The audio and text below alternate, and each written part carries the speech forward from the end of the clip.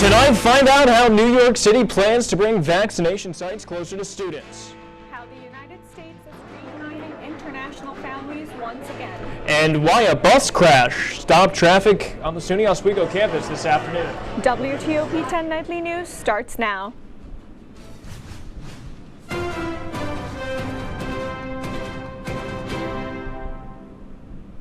Good evening and welcome to WTOP 10 Nightly News. I'm Ben Kinney. And I'm Clarissa Karki. The afternoon commute for many students at SUNY Oswego was interrupted after a bus crash on campus. Around 2 o'clock this afternoon, a student's vehicle and a Lakeside Commons bus collided near the corner of Onondaga and Cayuga Circle by Seneca Hall.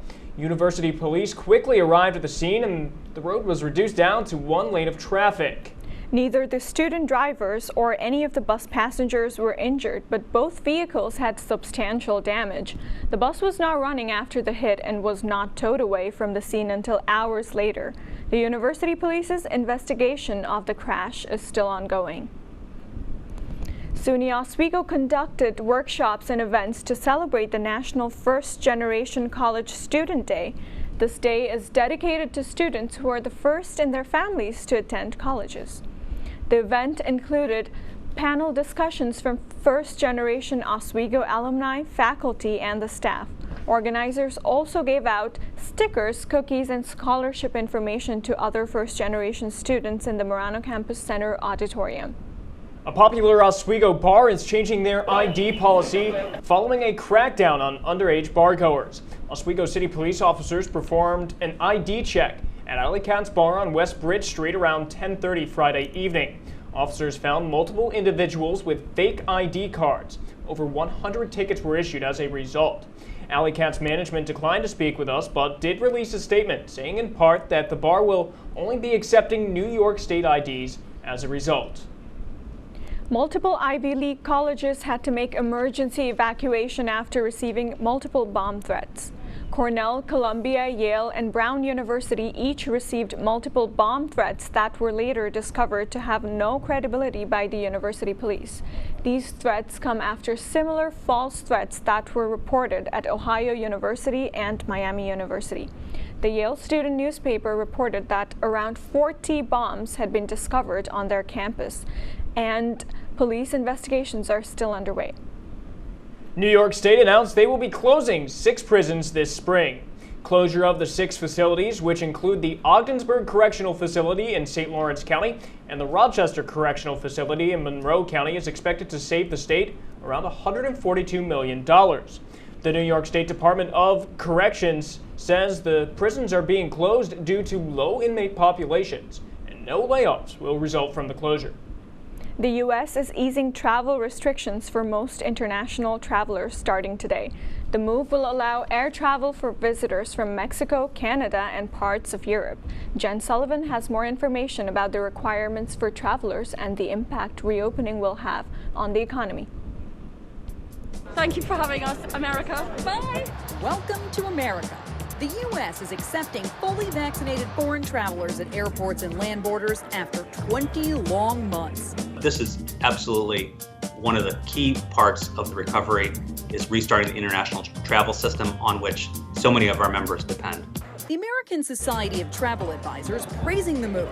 International air travelers must have a proof of COVID-19 vaccination and a negative test. Land travelers also required to show proof of vaccination, but no test. We understand there's going to be some complexities in implementing this. This is a brand new system in terms of verifying vaccination, testing requirements, etc. The airline industry expecting a major boost. On Monday, 253 international flights were scheduled to arrive at Newark Liberty and John F. Kennedy International Airports. That's up 11% over a similar day in October, according to the Port Authority of New York and New Jersey. Yeah, first time back since pre-pandemic. Tourism and hospitality leaders predicting the move will supercharge their industries as they struggle to recover from coronavirus-related closures. Restoring links with the UK, with EU, with Canada is pretty much the most important thing that we can do in terms of helping their business. The National Retail Federation says U.S. retailers are hoping the return of international travelers may lead to a new wave of spenders and generate more sales as the holiday season quickly approaches. For today's Consumer Watch, I'm Jen Sullivan. The U.S. also opened the border to Canadian visitors traveling by land months after Canadian officials allowed Americans to travel to Canada. Oswego Health will be receiving $500,000 from Oswego County to help with recruitment and retention efforts of medical workers. The funding, which comes from Oswego County's cut of the American Rescue Plan, comes at a time when Oswego Health is facing a shortage of medical personnel while COVID cases continue to surge in the county. Oswego Health is the largest healthcare provider in Oswego County and operates Oswego Hospital in the city of Oswego and 2 urgent care centers in Fulton and Central Square. New York City has begun opening vaccination sites at schools for students aged 5 through 11. According to the city officials, the vaccines are free of cost and do not require prior appointment. However, all children must have verbal consent from a parent or guardian to be vaccinated. If the parent or guardian cannot accompany the student must be escorted by another adult who must connect the parents over the phone to give verbal consent at the time of vaccine. Election day may have been last week, but next year's midterm race has already begun in central New York. Congressman John Katko, who represents New York's 24th district, is being challenged in the GOP primary by Tim Coe, a DeWitt Republican, who's announcing his campaign tomorrow. Coe says he plans to appeal to Trump supporters who have lost faith in Katko in recent years. Congressman Katko was a vocal critic of former President Trump and voted to impeach him earlier this year. Coming up later tonight, one CEO sold billions of dollars in stock after asking Twitter for advice. And we have the latest updates from the Kyle Rittenhouse trial.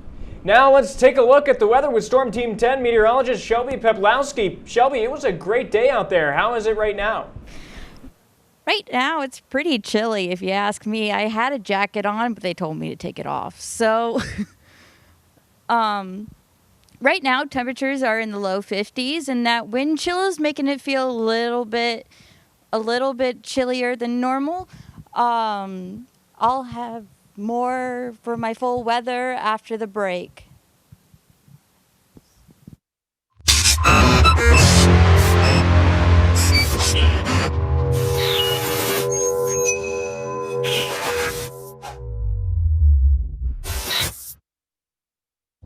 When you are in space, you can't run down to the store to buy parts. You have to improvise with what you have on your mission. Making is when there is something new that was not in existence at the beginning of the day. Okay. It's an incredible sense of accomplishment when you have made something. That's why I make. Now I want to hear why you make. Share your own Why I Make story today. Visit whyimake.org. Good evening and welcome to WTOP 10 Nightly News. Total, Baldwin faces 32 charges. Saturday, I went to Woodchuck Saloon. Too much temperature change. 13-10 meteorologist. 2 as well. Visions from Tanner Smith. Go to 2-1. 2 with 6 and 10 on the year.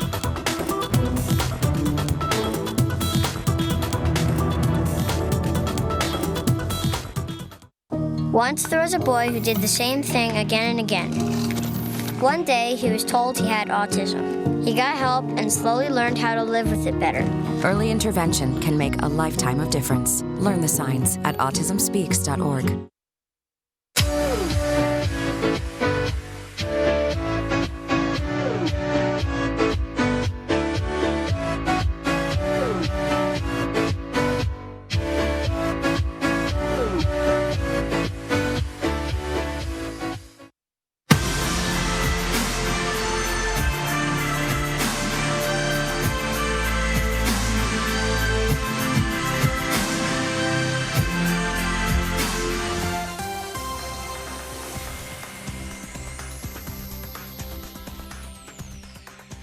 All right, welcome back.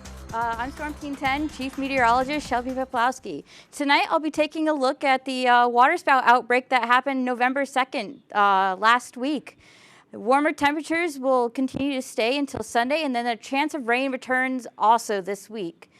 So last night, or not last night, but November 2nd, as you can see over behind me, there is a waterspout funnel cloud that came down over the lake a few weeks ago. Oh my gosh. Nope. We'll continue to go back. All right. There's some more funnel clouds that appeared over the lake. And this one is pretty cool because you can see that the water on the outside of the funnel cloud is spreading out to the center. So the center of the funnel cloud actually isn't clear. So because they rotate at 75 miles an hour, the water gets forced to the outside of the rotating air column. Here's a quick video from my Snapchat story of the water spray over the lake. Hopefully this doesn't make anybody motion sick. So, I'll let that play for a few more seconds and then we'll move right into temperatures. Right now in Oswego, it's 53 degrees with some showers over by Sullivan County, as well as some pockets of colder air. Right now, tonight, temperatures will continue to move down to the lower 40, to the upper 40s. And for tomorrow, your daily planner is looking pretty good. Temperatures in the high 50s again, and will continue to be cloudy and as the day goes on. Tomorrow's night planner, some showers starting around 9 p.m. to 2 p.m. with winds at 8 to 13 miles per hour. And as for your 7-day showers, stick around Tuesday. Wednesday, we finally clear out into the 50s. Thursday, extremely warm for Veterans Day, so probably get a picnic in while you still can, maybe a light jacket. Showers return Friday through Monday with temperatures light and variable. We might have some snow showers in the mix, so definitely look out for those. Stay tuned for more weather and sports, or more sports and news after the break.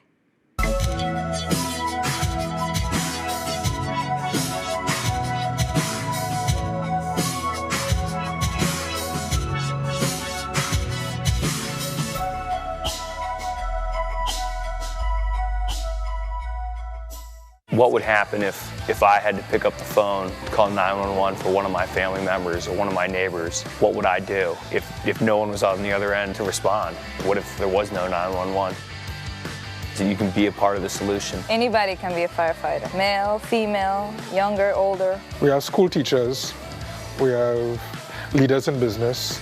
Is me, you, anyone that wants to be. There is no typical firefighter. Here at WTOP, we pride ourselves on delivering you all the news you need to know from the day's events. Whether it's happened on Capitol Hill or right here in Oswego, we make sure you know all about it. We keep you up to date on all your favorite Oswego and professional sports. And our Storm Team 10 meteorologist will make sure that you know exactly what weather you're up against when you start your day. Every Monday through Thursday night, make sure to tune in to Channel 10.2, because at WTOP, we don't just tell you the news. We are the news. My mother was always very familiar with her neighborhood, but one day she stopped at the stop sign for much longer than usual, and she didn't know whether she should go forward or turn, and she wasn't even really sure where she was at. It was very unsettling for her. I felt so much better after my son told me, Mom, I don't want you to worry or be afraid. I'll be there for you and we'll figure it out. Opioid dependence can happen after just 5 days. Know the truth, spread the truth.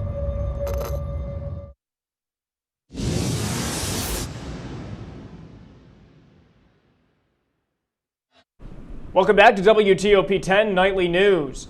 Kyle Rittenhouse, the Illinois teenager who's accused of killing 2 people and wounding another during a protest in Wisconsin last summer, is on trial. Rittenhouse is being charged with 5 felonies, a misdemeanor, and a non-criminal violation. He has pleaded not guilty, but prosecutors say Rittenhouse's actions constituted criminal homicide, while his attorney says he shot the men in self-defense.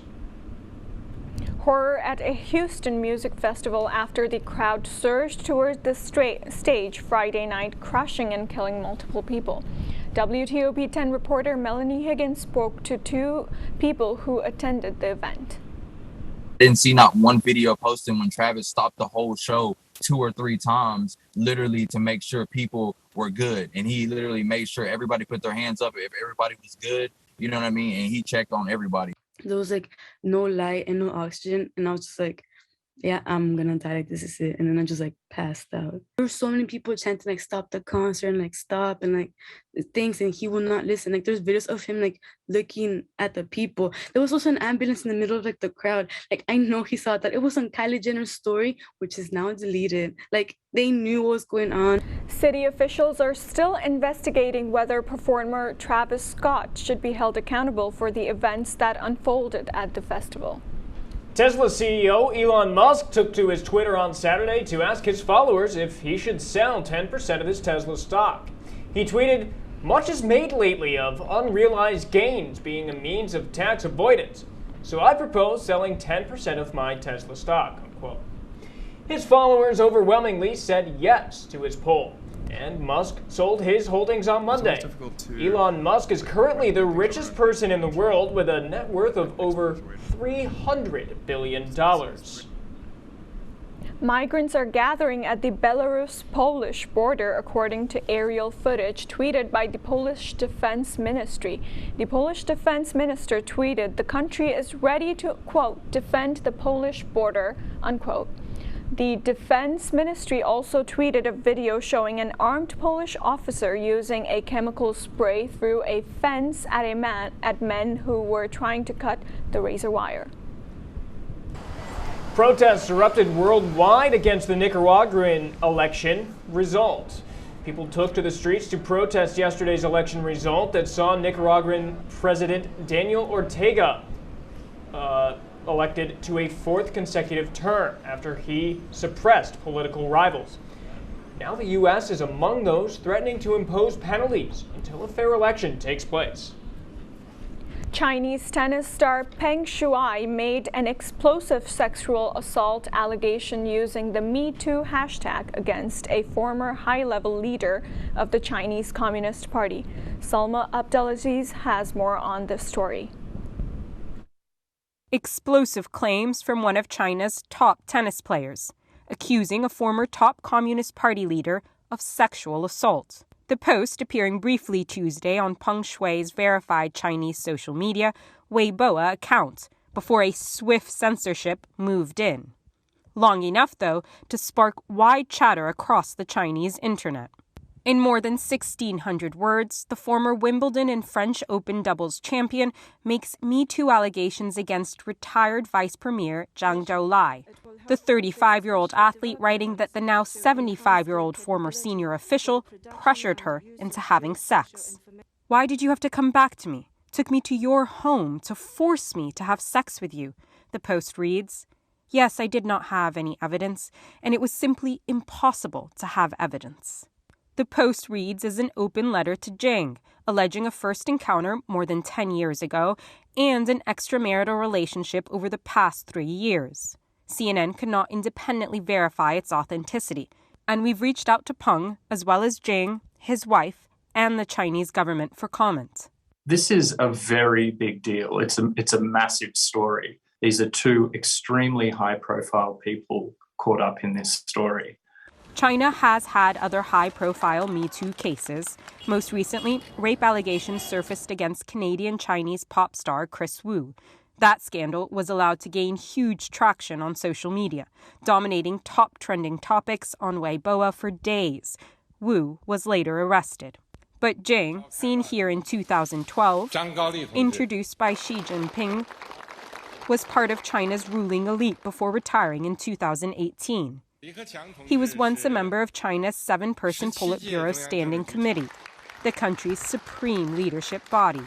The private lives of senior Chinese officials is typically shrouded in secrecy, their reputations often shielded from tarnish. Though President Xi Jinping's sweeping anti-corruption campaign has at times exposed the supposed extravagances and misdeeds of numerous officials. It's incredibly damaging for the Chinese Communist Party. The CCP presents its leadership as unimpeachable. And this story reveals dishonesty and hypocrisy at the highest echelons of power. Peng's post sparking an unprecedented level of censorship. While her verified account remains online, it has been blocked from searches, All comment sections under her previous posts shuttered. Even a Weibo discussion page about tennis was closed for comments. Her pain-filled words difficult to forget, even if erased online. I know that someone of your eminence, Vice Premier Zhang Zhoulai, you said you were not afraid, Peng writes. But even if it's just me, like an egg hitting the stone, a moth flying into flames, courting self-destruction, I would tell the truth about us. Many social media users have voiced support for Peng using vague terms, though censors later catch up and purge those comments too. The scandal surfacing just days before a crucial meeting of Communist Party elites in Beijing. A state media touts the achievements and virtues of the party's leadership. Sam Abdulaziz, CNN, London. Peng's case is unlikely to be heard in court or publicly acknowledged. Coming up in sports, the Lakers men's hockey team traveled to the North Country to face off against Potsdam and Plattsburgh. Brandon, can you give us a quick preview of what happened this weekend?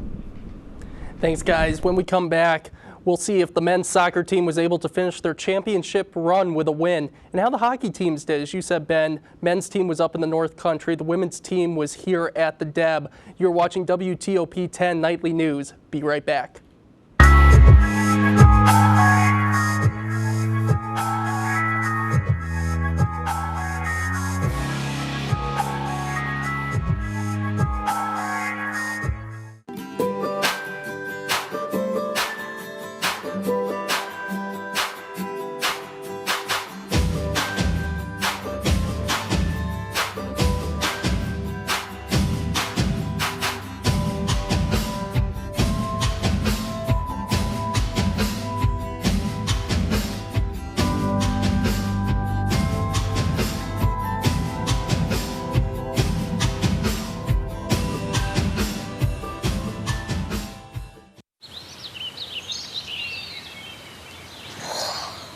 Oh, look, a redhead. Staring contest.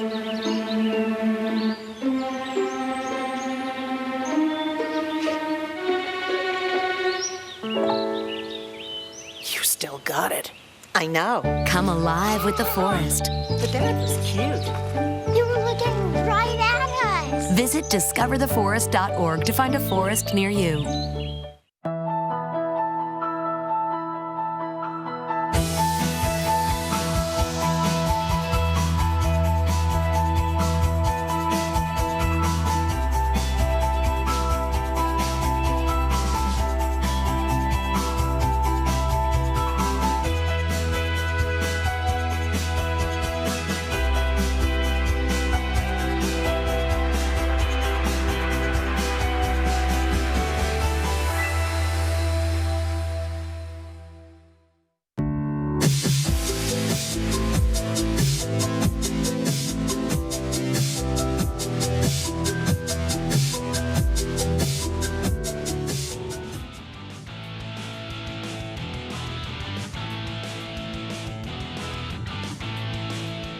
Welcome back to WTOP 10 Nightly News. I am Brandon Ladd, and I have your sports report tonight. We had teams all over the state this weekend, so let's make sense of it. Let's get right into it with Oswego State's Team of Destiny. The Oswego State men's soccer team's run of destiny came to an end in the SUNYAC finals against Cortland by a score of 6-0. The team pulled off 2 upsets to get to the final, but there was no third time as a charm this past Saturday. Cortland moves on to the Division III NCAA tournament, as Oswego ends the season 6-7-5 and probably made the final despite losing 5 of their last 7 games this season, a team we will remember for years. As for the men's hockey team, they started SUNYAC play this weekend in the North Country as they face Potsdam and Plattsburgh. The team walked away with a win and a tie after 2 hard-fought games. Ryan Bunka scored the go-ahead goal for the Lakers in the second period against Potsdam to take a 2-1 lead, the score they held on to win by. Against Plattsburgh, it was Steven Kozakowski with 30 saves to hold on to a 2-2 tie after they got down 2-0 in the first and had to come roaring back to tie it in the second. After starting the regular season 3-0, the Oswego State women's hockey team finally suffered a blemish to their record. The team tied Potsdam Sunday inside the Deb 4-4. The team trailed at 3 separate points in the game, and each time they came roaring back. Amanda Zeinstein tied the game at 4 early in the third period for the last tie. The stat of the day, though, was the 56 shots on goal by Oswego compared to 10 by Potsdam. 2 very different paths to 4 goals, I guess. The Buffalo Bills had a rare letdown week as they stumbled and lost 9-6 to the now 2-6 Jacksonville Jaguars. The Bills were able to just muster up 301 yards total and were unable to find the end zone the entire game. The Jags did not do much better, but won the field goal battle 3-2. Whoever thought we'd be saying that about a Bills game? Josh Allen had his lowest quarterback rating of the season at 26 and threw 2 ugly interceptions. The Bills try to bounce back against the Jets this upcoming weekend. And now let's get into our highlight as we take a closer look between the Giants and the Raiders this past weekend. And we get right into it. Giants start early. Daniel Jones, he's going to find Evan Ingram down the right sideline. A great catch by Ingram. Take a closer look here. Jonathan Abrams, you got mossed. We move on in the first quarter as Derek Carr tries to find an answer. He finds Mr. Reliable Hunter Renfrow as the Raiders are able to tie it 7-7. We move on in the first. Daniel Jones, well, he does a Daniel Jones thing. Yannick Njoku strip sacks, and it's going to be big Darius Philon who falls on it. Raiders respond with 3 points, and they take the lead early on in the second quarter. Early second half, 3rd and 7, Derek Carr looking here for Hunter Renfrow, but it's Xavier McKinney who's going to take it to the barn. He knows what to do once he gets that one.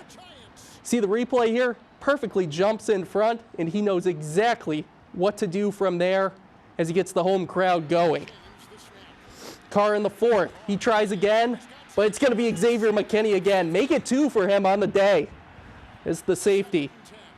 Derek Carr later on his last attempt, but it's going to be a strip sack. Quincy Roche strips it. And the Giants fall on it. As you see here, sometimes you got to use your head. It works.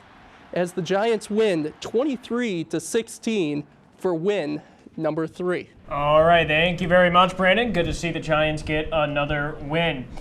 That's going to be our report for tonight. Be sure to stay tuned for major discussions. Thank you for watching. Have a great night, everyone. Bye-bye.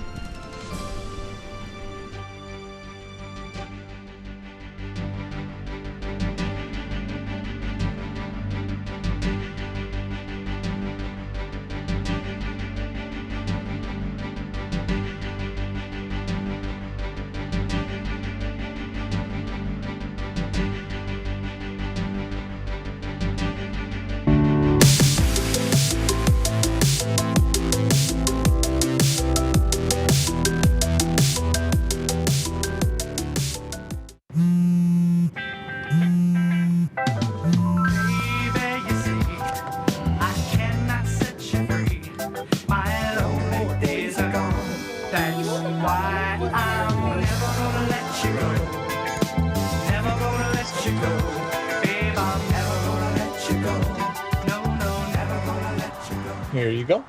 Thank you. Thank you.